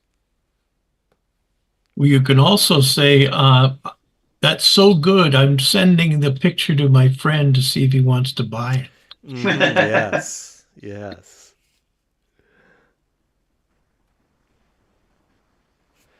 All right, thank you. Bob, your timing is perfect. Looks like we lost Steve. He's joining us again. And looks like you had a great Halloween, Bob. We're going to start off with Oz Family. Yeah, so I finally got a chance to test drive my X-Beam Pro. And what's your evaluation? I like it. I mean, it has its limitations, but I'm planning to take it on this trip to Mexico, and we'll see. I'll give you a review when I get back, but I like it. It's pretty sharp. Again, I'm not blowing it up to poster size, and I did do obviously a little cutting out here. Yeah, it's a great effect, that false frame.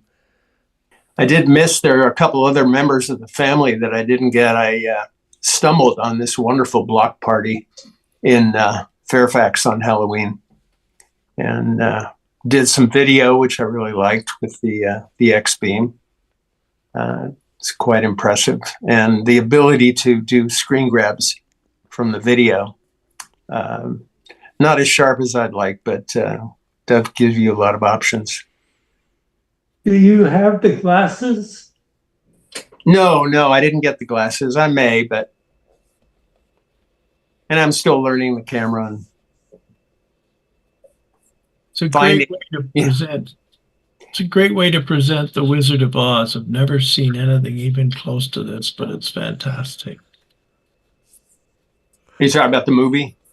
Yeah, or I just don't see Toto in there. I guess he's somewhere in there. Well, the people missing the wizard is not there. Professor Marvel was actually in the parade somewhere. He was walking around the street, and I got him in a video.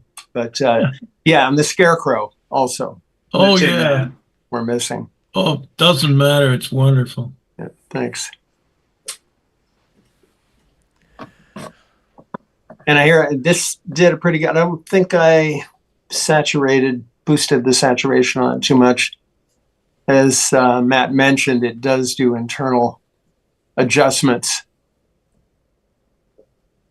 But I pay no attention to that wizard behind the curtain and just let it do its thing.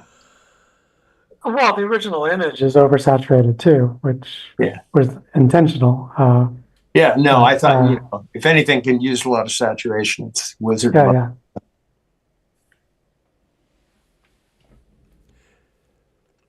Yeah, I think you'll find, Bob, that one advantage of the X-Real Beam Pro is that the battery lasts and lasts and lasts. It's not like you're going to be swapping batteries or anything like that. It'll go all day. I think it'll be great for traveling in that regard. Yeah, I just have to figure out where the photos are stored on there easily. I'm still just learning You'll menu. You know, it's an Android tablet, so you'll poke around and you'll find everything that you need. Next by Bob is Beetlejuice. And this I thought was with the X-Wing, but I think I shot this with my iPhone. And I did some quick photoshopping on it. Not all that successful, but I love these guys. They were great. The one on the left reminds me of Paul Giamatti. That's true. And a little like Homer Simpson. Yeah, but I'm pretty. Yeah, it must have been it was the iPhone photo because I did a lot of cutting and pasting, which wouldn't have been necessary with the X-Beam. What did you cut and paste? Oh, a lot of, there were some anomalies I touched up. Oh, must be a dozen places. You can still see some areas that are a little wonky. The third Beetlejuice on the right, his hair, if you look I see. up at the top there, I had to cut and paste a lot of things around the hand of Beetlejuice on the left. Oh, that dark finger, or Yeah, I think that was actually, I'm not sure the dark finger. I think that was something he might have just had a dirty finger, but he scratched his eye. yeah, and I did darken the background. There was some anomalies back there, so. Yeah, good enough. Yeah, no, I liked it. I thought that was a nice portrait. It looks like you got a little vignetting too on the lower, around the lower corners. That's Yeah, I did do some purposeful vignetting on it. I thought this. yeah, I think that's a good choice because the stripes are so striking. So that kind of. It's also, it's a very theatrical subject, and I think it benefits from having like a searchlight put on it with a little vignetting on the sides. Oh, that's a good point. I like that.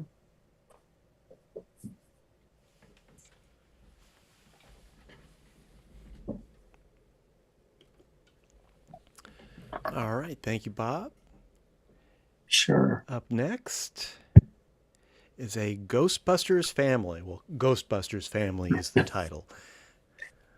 Yeah, this, I had been down the street before and I found this house that these people had decorated. That's a homemade puff Marshmallow Man head on the roof that they did. Wow. And then I was visiting a friend and passed by this family of Ghostbuster lookalikes and told them about the house. And I said, I'll lead you to it if I can take your portrait.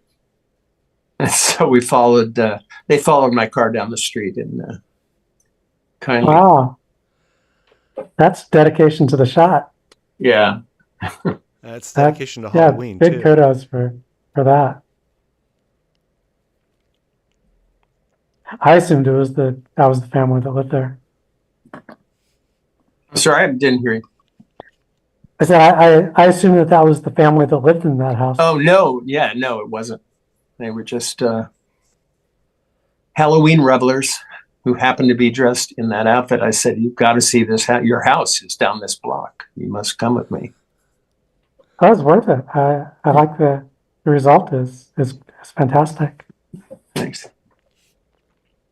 Perfect placement of the boy with the Neutrino whatever- wand. Yes, with the wand extending through the window there. Yeah, I thought his outfit was great.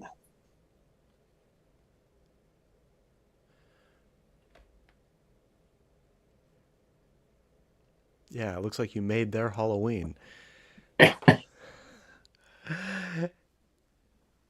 Yeah, I tried to send photos. I brought some 3D glasses to hand out, and then I got some email addresses. So I still have to send this family there. Oh, Shot. you're going to make their day. And what great expressions on everybody's face. I mean, they're just all so into it. All right. And then our last photo from Bob, maquis and tree. Did I get that right? Macaques. Macaques. Yeah. This is a shot I took in India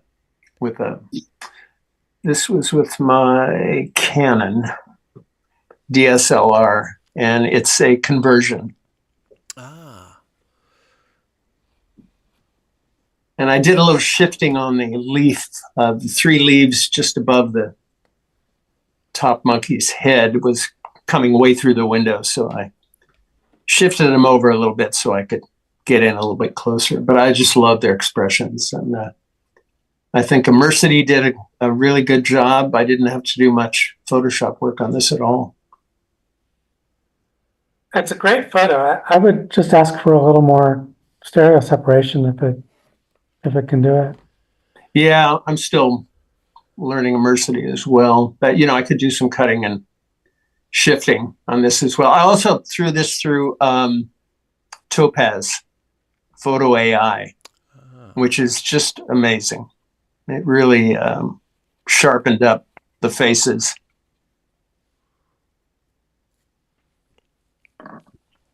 Yeah, those eyes are dazzling. Yeah, no, it did a great job. Yeah, their expressions are wonderful. So I mistakenly labeled this as a native instead of I may have conversion. I had to select one botch of native or Yeah. conversion on it. I meant to put a little disclaimer on that. So Well, you were not wrong. It was my user error here. that's okay. We're not going to disqualify it or anything. When I evaluated it, I assumed that it was native. It didn't occur to me that this would have been a conversion. I'm pretty, been consumed with getting ready for this trip, but I'm fairly certain it was a conversion. I mean, I did do some cha-chas on that trip. But They I don't wouldn't think have it was one of posed them. for a cha-cha, I'm sure.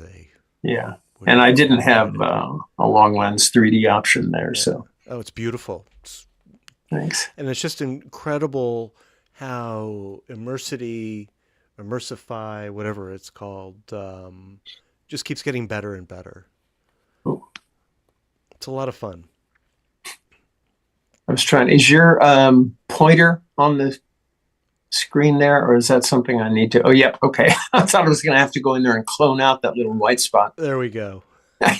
Right.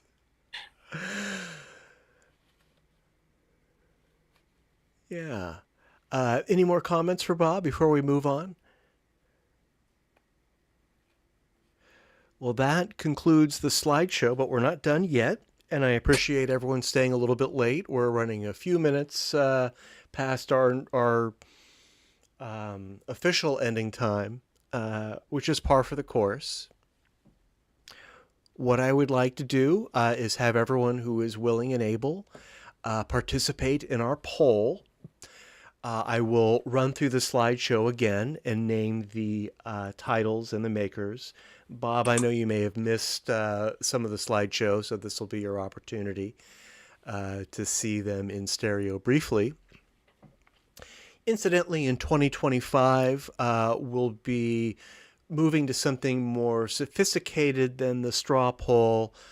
We decided at our get-together that we're going to return to ranked choice voting.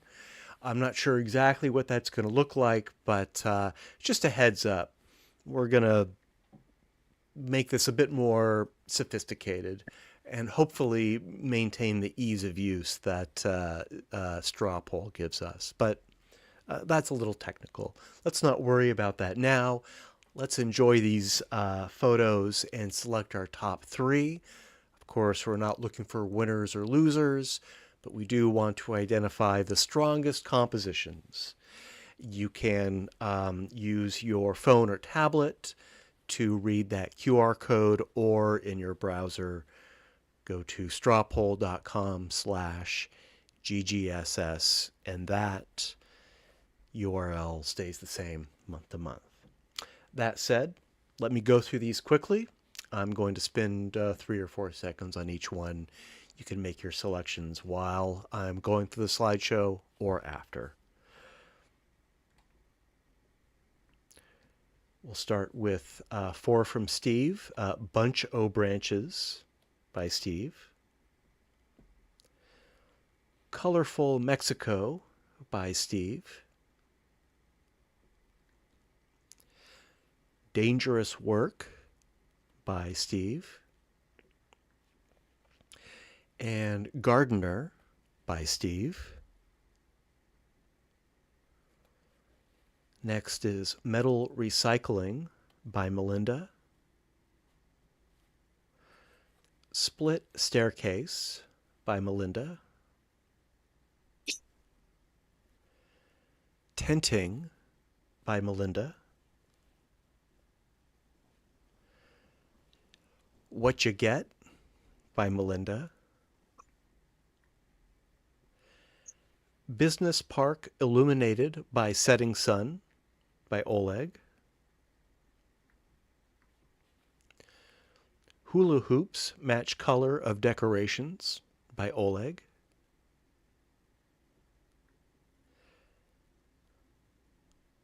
Pair of Couples Approach a Pedestrian Crossing by Oleg. Visitors at Novato Museum's Painting Gallery by Oleg. Robert Kennedy Buffalo by Peter. Wendell Wilkie by Peter. As Sounds Turn to Noise from Behind by Matt. Flea Market Lamp Display by Matt. Lifted Mustang by Matt.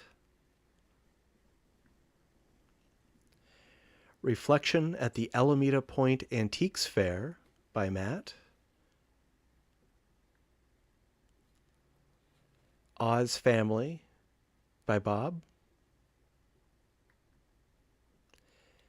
Beetlejuice, Beetlejuice, Beetlejuice by Bob. Oh, Bob's entries are not on the poll. Oh, let me add those. Let me just show his last 2, and then I'll add those quickly. Thanks, I forgot about that. Ghostbusters Family by Bob. And I still don't know how to pronounce that. I think they're macaques. Macaques in Tree by Bob. Macaques, yeah. Macaques. Give me a few moments to update the poll, which I neglected to add Bob's to. Sorry about that. That's right. The macaques are anxiously awaiting this. This will just take a second. In the meantime, Matt, I couldn't get on the straw poll. I don't know if I did something wrong. is that right? how are you trying to get on it? Are you using like your phone or your computer? I'm using my computer, and I put in https://strawpoll.com.ggss, and it said, we're having trouble finding that site. I've got it. Yeah, I just try the link I put in the chat. Okay. Try clicking that. Sure, let me try that. I And if just that clicked doesn't on work, that. I'm there. Good, it worked. Thank okay. you. Hey, how about that? And while I am adding these 4 missing entries, which will just take me a moment, does anyone have any recommendations, 3D Blu-ray recommendations for Peter for his new Blu-ray 3D player? What are our favorite? Thank you, Matt. What are our favorite Blu-ray 3D titles? Hugo. Thank you. Hugo, that's a good one. Titanic. Okay. I got my pen out. I'm writing them down. Hugo, Titanic. Wizard of Oz is a definite. Yeah. Well, Creature from the Black Lagoon. Mm-hmm. Wizard of Oz. I figured Dial M for Murder is good. Yeah. Yeah. Definitely. And in Inferno, if you can get it, I don't know if it's currently in print anywhere. Inferno. Yeah. Dial M. And Tintin. Adventures of Tintin. Yeah. Tintin. And The Martian, if it's available. Yeah, The Martian's great. Oh, there's so many. House of Wax. I'm thinking of ones with good stories as opposed to great 3D. But House of Wax has both. Yeah, Inferno is both. Avatar. Oh, yeah. Oh, yeah. I saw that in a movie theater in 3D. I thought it should have won the Academy Award over the one that did that year. Incidentally, the poll has been updated with the 4 missing titles. So, anyway, thank you for the suggestions, everybody. I'll put my search out for them over time. Maybe throw in Life of Pi while you're at it. Life of Cake. Pi. Oh, Pi. Oh, yes. Okay. P-I. Okay, thanks. Sure.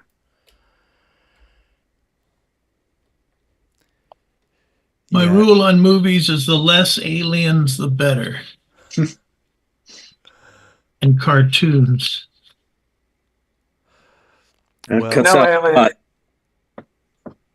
no aliens in The Martian. Great story. Martian, yeah. Actually, the human is the alien. He's the Martian.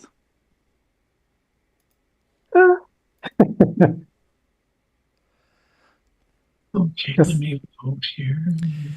Yeah, Peter, you're going to fall down a rabbit hole here. There are many great 3D titles. I remember some I liked, though, on the names. Oh, I like the way you spelled my name, Sinclair. Oh. You caught me not telling the truth. I'm dishonest having plumber. a problem with the poll. Let's fix that. There That happens quite a bit accidentally and sometimes on purpose, but I don't mind. All right, that is now fixed as it should be. Does anyone need more time with the poll? Let me just reload. Yeah, take your time. When we're done, I'll show the results.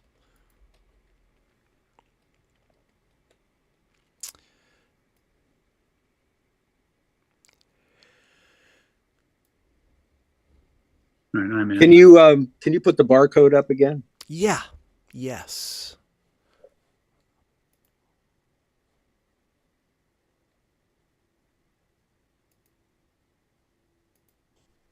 There we go. And the barcode. There we go. Oh, If you're following along on YouTube, that might take a minute or two to pop up. got it. Thanks.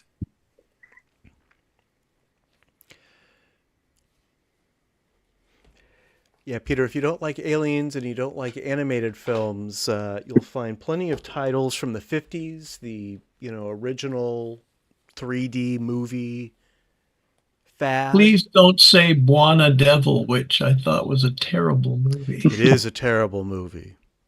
And the 3D isn't Robert that good Stack either. has no acting ability at all. All the emotions from A to B. Well, Oh, but what a kiss. Wasn't that worth? And those lions, those moth-eaten lions that never attacked anybody. Well, I you think might, if you're willing to overlook your no animation, I could recommend Toy Story. I have a personal connection. Oh. No, I say that mockingly. There's some excellent ones that are cartoon. Toy Story. Okay, thanks. Definitely worth making an exception for. Yeah. Actually, all of the Toy Stories are good. Yeah. Okay, good. A good companion piece to House of Wax would be The Mad Magician. Mm-hmm. Mad Magician. Okay. I just watched that the other night. A lot of fun. It was on Svengoolie, and I said, I'm not going to watch this in 2D. I've got it in 3D. Does anyone need more time with the poll? Sounds like we're okay. caught up. Let's take a look at the results. And let me share the results.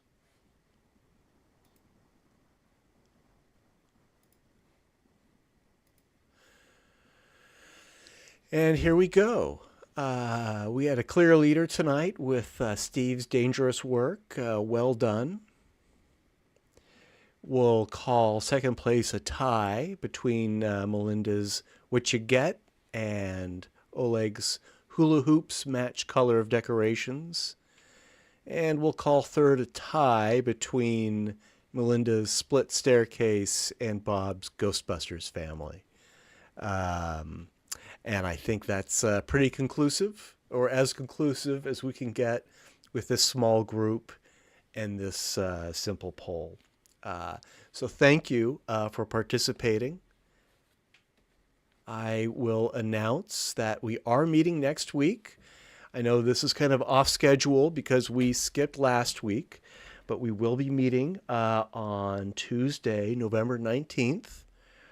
Our special subject for next week is black and white. Is that right?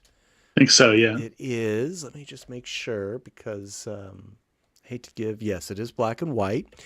And I'll be accepting submissions up to Sunday night, Monday morning. You still have plenty of time to get your black and whites in for next week's meeting. And I hope you can make it. I realize that this might conflict with other schedules since this isn't our normal meeting date, but I do want to see you there. I'll just leave my Wendell Wilkie in there. Okay. All right. Okay.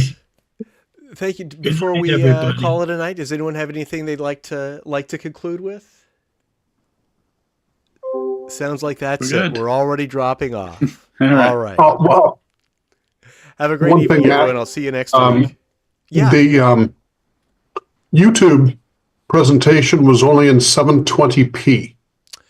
Interesting. Mine looked okay. What device were you using to watch the YouTube stream? Was it a TV or a tablet? I was watching with the LoomPad 2. So, and I thought it was odd that it was in 720p, so I pulled it up on my desktop computer, and that's just all that YouTube was allowing you to have, or allowing me to have. Interesting. So, thanks for sharing that. I don't know if you caught it. We were having trouble Not so much with the stream, but with the LoomPad, the LeaTube app wasn't working for a lot of us. And Yes, the fix from Herb was Right. very much appreciated. Yeah. so there might be more going on here than I realized. Thanks for letting me know. I will investigate that. It's possible that something changed on my end, and maybe there's a setting in my broadcast software that I need to update. So I'll take a look at that. Thanks for letting me know. All right, everyone. Thank you again. Good night. See you next week. I thought it was odd that it was All right. 720p, so I pulled Good it up night. on my desktop computer and